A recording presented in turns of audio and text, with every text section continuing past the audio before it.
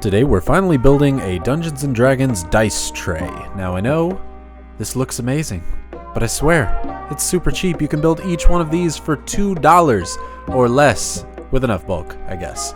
It's just some stain, some balsa wood, and a little bit of time, a little bit of elbow grease. So I'm going to show you how to make these because they're super easy and super smooth. And they dampen some of the noise, so it's really great. So today, I'm going to show you how to... Wait, hold on just a minute. Did I really roll a 20 on the first try? These are great!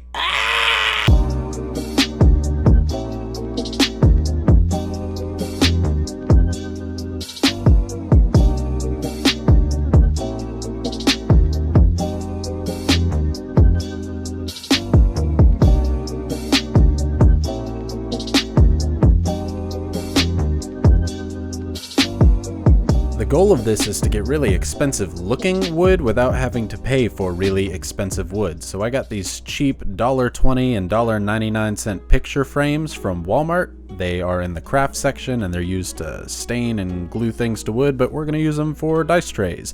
Now, to make them look better, we're just going to use some stain. I like Early American. I had it laying around, so I didn't want to spend any extra money on it, and I thought that was good enough. So I just take a huge amount of this and completely coat all of the wood. Now, you don't need to coat the inside if you want to put felt down. I wasn't entirely sure how I wanted this project to go, so I coated it in stain just in case. If you're doing an all stain one, you may notice some white parts or parts that look unstained. That's just excess glue sticking out that the stain's not going to stick to. So you may have to sand that part down. So I do it on both the big one and the small one, and it gives it a look that I could say I'm pretty darn happy with. That looks like that's some good quality wood.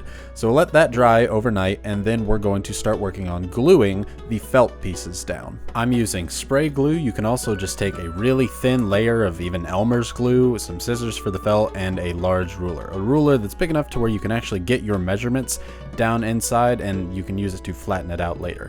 I take a little bit of a marker and mark the top part on the felt where it lines up, the bottom, and then make a straight line that goes across. From there, I take the felt, cut it all the way up, making sure to try and be as straight as possible. That old straight cutter I have would just ruin the straight cutter and the felt, so I didn't want to use it. Now, I kind of pre-test the fit of the felt on there to make sure that, yeah, it's kind of lining up right and it's exactly what I'm going to be needing. And from there, we'll take that ruler and use it to kind of flatten it out and make sure, again, that this looks good and it's what we want. Now, this next step I'm showing you as a don't do what I did. I left it in here because I think it's important, because I thought, man, this is a good idea. I'll take some painter's tape and put it on the edge. No, don't do that. And I'll show you why in here in just a minute. We're going to do the same thing that we did just a minute ago for the little one. Go ahead and measure out your felt, cut it, get it to fit. Make sure you have something small enough to where you can make it smooth. I had a second smaller ruler and I used it and it worked just fine. But now we're going to the spray adhesive part. This, again, is what you're supposed to do. Spray it down, but really you only need to be spraying the felt. All that extra adhesive, not really useful, and it's not going to help anything. All it did was cause me problems later. Laying this down, the felt will touch the sides. Now, if it touches the sides of the wood, that's okay. You can push it down just like I do here, but it sticks to the tape. It'll stick to the wood too, but it's far less noticeable. It didn't cause a problem on the small one. It happened to work out just fine, so maybe it's just my bad luck, but I'm just saying, buyer beware. This will cause a problem if you use painter's tape and try and pull it off. It will rip the felt right up, which is why in the end product, the D&D one that is large is purple and the small one here is red. It looks great, came out great for the small one, but man, I just don't recommend it. It's super duper easy to do it without, and you can just pull the tape right off of there for the small one and maybe it'll work. But here's where I had to go back and do some spray adhesive on the purple one and lay it down on here, which is fine. It made it double padded, so I call this the silencer one because you can't hear the dice nearly as much as on the other one. Not that you can hear them all that much at all, but hey, this one's super soft and super squishy. And look, this one came out great without any tape on the sides. So again, don't recommend the tape on the sides. Now, you can call it good there. You have a functioning dice tray, but I want to take it a little bit further, and I'm going to do that with some graphite paper, shiny side down, and what that does is anything that I trace over this will transfer to the bottom, because we're going to do a little bit of designs and logos that I am not good enough to do free-handed, like this dragon. Can't do it, so I'd rather be able to trace it.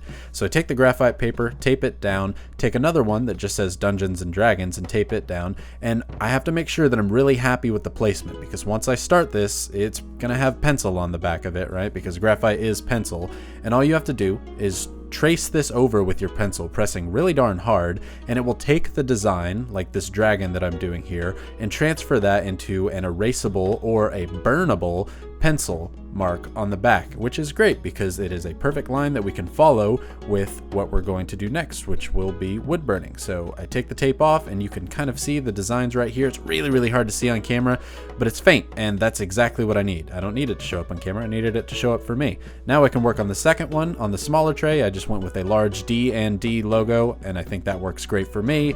And once that was done, we can really begin the next part, which is the wood burning. Now this wood burning tool is something I already owned, but it's a super cheap tool to get, especially one at the level that I have. You can find one at Walmart for maybe $10 or $12, and it will last you a long time. I'm using a tip that is equivalent to a pencil, so I can follow the lines real easily.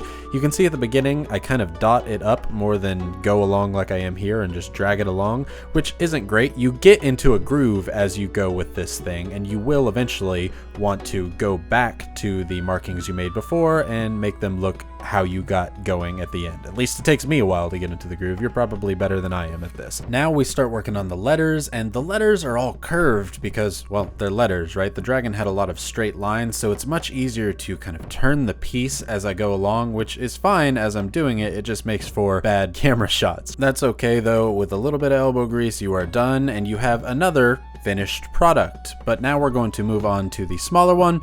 Same deal as the other. It's got a cool dragon effect on the end. I really liked how it came out. Now, if you really, and I keep saying this at each stage, I'm like, no, yeah, you're good here. But I wanted to take it another level up, and there's this tool for your wood burning that basically looks like a leaf, and it's used for shading things in.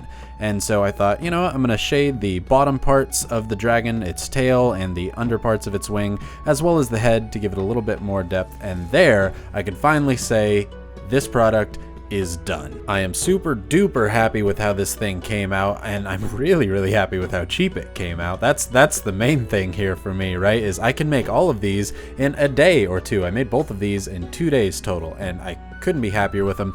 Now, I like the small one. It fits on the table that I have, but I have no need for the large one. So I'm gonna give it away. Check the link in the description down below if you want to enter another giveaway, and I'm gonna give it away to somebody who enters below. You don't even have to be subscribed. Now, I said this was a silencer based off of the felt. Check this out. Gee, that sure is quiet. Well, it is if I take the audio out of the video, right? So, thanks for watching. I super duper appreciate it. Please share this with anybody that you think might want to learn how to make their own dice tray, or if anybody wants to enter a giveaway, because I am giving away the big one. So, thanks again for watching. I hope you check out some of the other videos. Let me know in the comments what you might want to see next.